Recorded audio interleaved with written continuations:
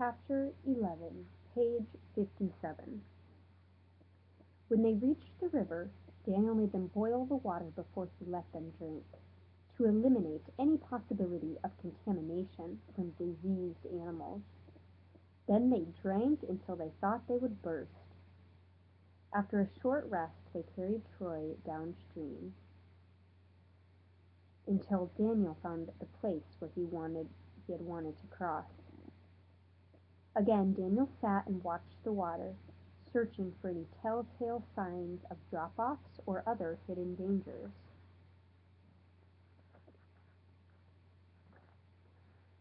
"What are you waiting for?" Brandon came up behind him. "It looks okay to me." "You're probably right, but it never hurts to check." Daniel threw a rock into the water. "You and I will make sure Troy gets across, and we'll let Scotty worry about the stretcher. Okay?" "Sounds like a plan to me." Daniel stood up. "Let's get started." Brandon and Daniel lifted Troy off the stretcher while Scotty slipped it out from under him. Scotty wrapped his arm around the first rung of the stretcher and stepped out into the water. Daniel looked at Troy. "All you have to do is float. Brandon and I will do the rest." Scotty shouted at them from the middle of the river. "I'm still standing. It's not that deep here." "Hear that, Troy?" Brandon patted his shoulder. "Piece of cake." They stepped down into the water. Daniel moved to the lead and put his arm under Troy's chin to keep Troy's head up. Brandon stepped to the side to help push Troy through the water. "Sure beats swimming." Brandon looked down at Troy. "We're almost there."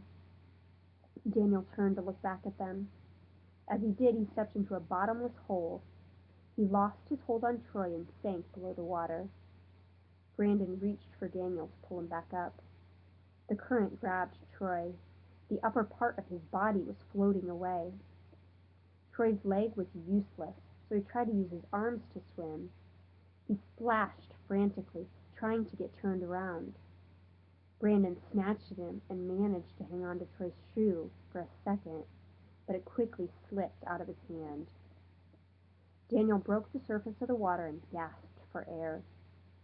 He swam wildly in Troy's direction and grabbed the front of the shirt. "Gotcha!" Troy hung on to him. His voice trembled. "I thought you guys said this would be a piece of cake." Brandon helped turn him around. "We lied."